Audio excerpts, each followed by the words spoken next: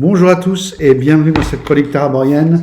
Une chronique taraborienne où nous continuons à exhumer la gamme Roll and Play avec ceci, le livre de la meneuse avancée. Toujours une très bonne maquette, moi je la trouve supérieure à ce qui avait été fait sur Héros et Dragons. Là on a pris d'écran, alors on va passer assez vite. Vous vous rappelez que le jeu avait été divisé, le choix éditorial ça avait été de faire un premier livre du joueur jusqu'au niveau 8 et puis un livre du joueur avancé du niveau 9 au niveau 20 et puis donc du coup ils sont restés sur cette logique là. Il y avait pas mal de contenu, ça aurait fait un trop gros bouquin pour le livre de la meneuse, donc ils ont coupé également. Donc on retrouve, alors je vais regarder un peu la table des matières pour vraiment survoler, balayer ça avec vous. On va retrouver des modules de règles supplémentaires.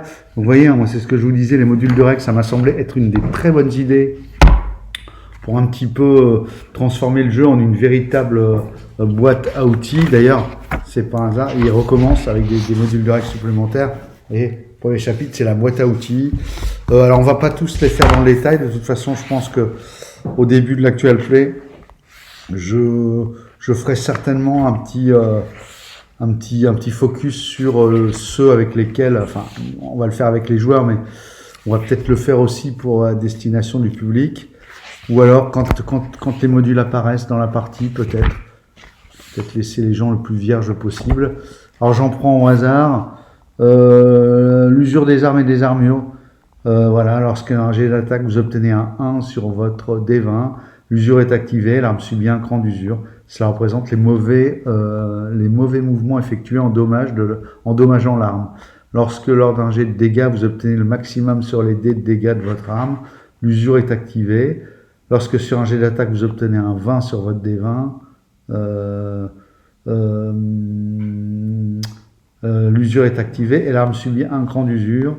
Voilà, c'est-à-dire que si vous infligez un critique, vous diminuez la capacité de votre arme. C'est pas mal, c'est pas mal.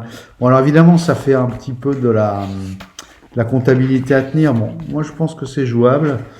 Alors, je sais pas encore hein, si celle-là, je la prendrai. On a une règle sur les poursuites après. Plusieurs chasseurs, plusieurs proies. On a une règle sur les factions qui est pas mal, qui permettent un petit peu d'avoir une fiche de faction assez rapide. Patrimoine, ressources... voilà, c'est assez intéressant. Encore une fois, je survole, hein, je ne veux pas faire une vidéo trop longue sur ce sujet-là. C'est un très bon ouvrage. On reste dans la continuité de cette gamme qui vraiment, je trouve que ça prend bien en main Bon, moi j'ai un peu de bouteille bien sûr, mais je pense que même à des joueurs un peu plus novices, ça peut leur parler. Là, on est sur les vestiges, voilà, pour habiller des ruines. Voilà, des petites tables aléatoires pendant la partie, entre les parties, explorer la carte, créer son environnement. Donc vous voyez là, on est vraiment sur des tropes de MJ, les occupants, la hiérarchie, les intérieurs, la taille, les formes, les pièges, les couloirs. Une très belle idée, je vous la montre. Voilà, comme on aimerait en traverser des salles comme ça, hein. On pense au premier Indiana Jones, la toute première scène, par exemple, qui mettait en une scène, c'est fou le pouvoir d'évocation de cette scène. Hein, genre, quand vous en discutez avec des gens, dès la première scène, vous êtes dans le truc, quoi. C'est absolument imparable. Et je pense que ça fonctionne tout à fait en JDR. L'environnement urbain, construire sa ville. À construire sa ville, il y a Settles and Settlements qui est très bien chez Nordgame. Il y en a un également chez Cobalt Press, Cities and Towns. J'aurai l'occasion de vous reparler de tout ça. Mais enfin, là, il y a quelques pages. Alors, c'est moins fourni hein, que les deux manuels que je viens de vous citer, qui eux sont... Voilà, vous avez un manuel de plus de 200 pages à chaque fois sur vraiment que la ville, etc. On a ensuite un chapitre de conseils à la meneuse, jouer en musique. Bon, ça, je trouve ça un peu du remplissage, mais c'est bien de le mettre aussi. Donner du pouvoir aux joueurs sur la narration pour impacter l'histoire. Voilà, ça, oui, c'est une règle de base d'essayer de faire des scénarios où les joueurs ont des vrais choix pour éviter trop de les railroader. Et on a beau l'énoncer comme ça, clairement, c'est pas toujours le cas, parce que pour les besoins de la narration, on a souvent la MJ a parfois, pas forcément souvent, mais parfois besoin de poser ne serait-ce qu'un sens de parcours à ce qu'on va jouer. C'est propre, enfin, ou alors c'est du bac à sable, et bon, le bac à sable, ça met plus en avant la proactivité, le choix des joueurs, mais ça pose un problème de scènes moins fortes et de scènes un peu chiantes par moment. Enfin, c'est qu'un point de vue. Moi, j'aime bien quand c'est un peu écrit. Ça veut pas dire que les joueurs ont zéro choix. Il faut s'arranger en fait pour écrire un peu le truc en laissant quand même les joueurs avoir des vraies possibilités de choix. Un petit bestiaire, donc toujours le bestiaire supplémentaire, les abolettes, bon, ça manque un peu de dessin peut-être pour un bestiaire. On est habitué les fameux dragons, là, ça y est, enfin, ils arrivent, et il est pas mal, celui-ci, d'ailleurs. Un petit peu modernisé. Alors, on est sur un choix, alors, je veux dire que j'aime pas trop la compagnie Wizard of the Coast. Je pense quand même que sur les illus de bestiaire, ils ont un cran d'avance quand même. Et même les illus de perso, ils ont des très bons, des dessins qui, moi, me parlent beaucoup, font très vraisemblable et véridique. Je sais pas comment dire, il y a un côté, c'est moins, vous voyez, ça c'est pas terrible comme franchement. Bon, on comprend ce que c'est, alors ça a un intérêt informatif, moi je la trouve pas belle. Il me fait pas délirer ce dragon, pas spécialement. Les dragons métalliques, alors là on a les dragons métalliques, il y en a, les géants des tempêtes, celle-là c'est beaucoup mieux que les élus. Il y en a des biens quand même, des élus. La fameuse liche, les Yechi, qui sont un peu comme les jeunes, les Nagas, les Remora. On l'a pas, la tête de Naga avec les yeux de femme et la tête de serpent d'habitude, on l'a celle-là comme il est. Le Sabruko, ça a l'air redoutable ça. D'accord. Un pelage de hyène, une tête d'ours, des pattes des serres de corbeau et surtout une taille énorme. La sentinelle écarlate, la fameuse Tarasque, indice de difficulté 30, force plus 10, 30 en force, très peu de dextérité, des capacités spéciales, oui, il y a du monde, le Valraven, le ver pourpre, et puis un chapitre sur les récompenses avec des tables de trésors, d'objets magiques. Bon, prix conseillé 39,90 €. Autant dire 40 €, avec un peu plus, même avec les frais de port.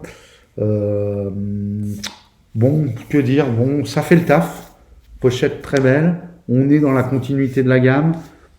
Il y a des choses à piocher dedans. C'est pour ça que ce tome, il va se vendre. C'est pas un tome ultra kiffant. Moi, c'est pas celui qui m'a fait kiffer le plus. Mais bon, la force de cette proposition, c'est quand même que il y a de la cohérence, de la continuité et tout fonctionne. Alors du coup, je vais en profiter pour faire un petit point. Donc je recherche toujours des gens pour l'Actual Play. Actuellement, j'ai 2 joueurs.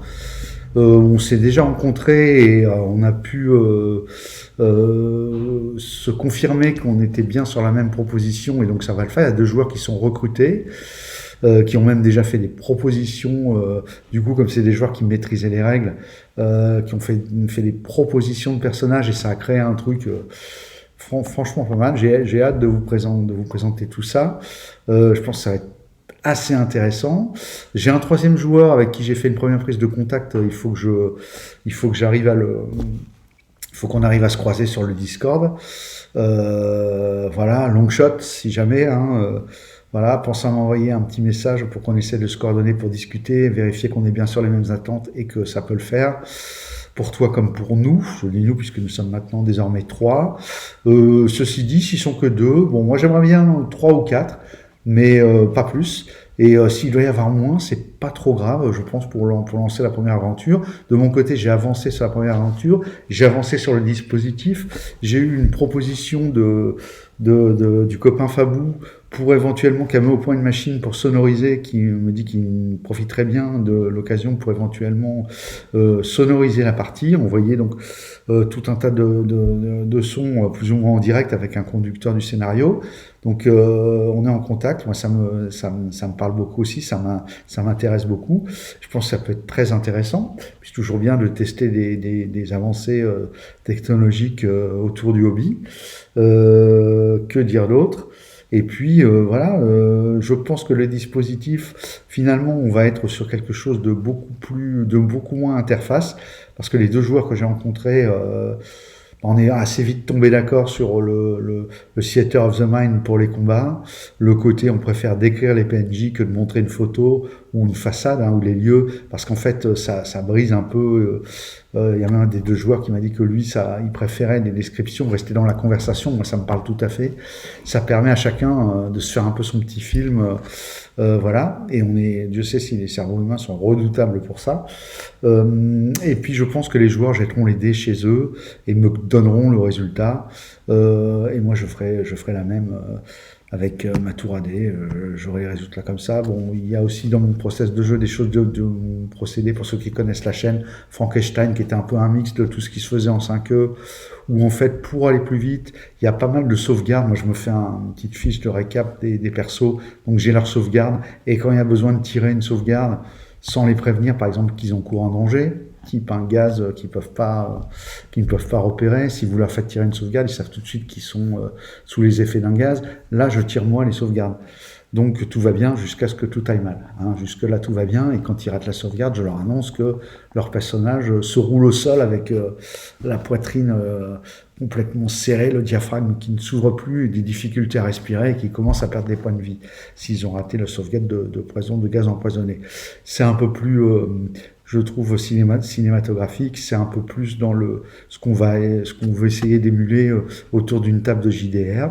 N'hésitez pas, donc chronique au pluriel.étrange gmail.com si vous souhaitez participer, vous m'envoyez un petit texto. Je recherche toujours quelqu'un pour éventuellement filmer la partie, mais je pense avoir trouvé une solution parce que finalement dans le dispositif on jouerait juste en caméra, c'est-à-dire les joueurs et le MJ se voient via le Discord et j'enregistrerai mon ordi via le Discord pour avoir le son du Discord, la conversation, et puis on verrait en fait le langage corporel et les têtes des joueurs, parce que finalement tout le reste, tout ce qui tire un peu vers le jeu vidéo, ça peut être en plus si c'est bien fait, mais bon, ça peut aussi être moins bien.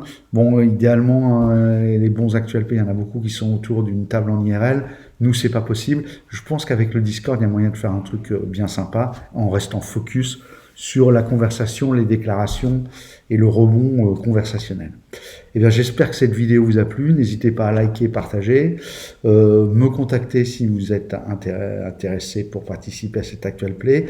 Je pense que il y aura, c'est des chroniques, donc vous pouvez en jouer une, sauter la deuxième, revenir à la troisième. Ça va dépendre un peu de comment ça se met en place. En tout cas, pour la première, j'aimerais bien un petit peu encore, allez, un ou deux joueurs, ce serait sympa.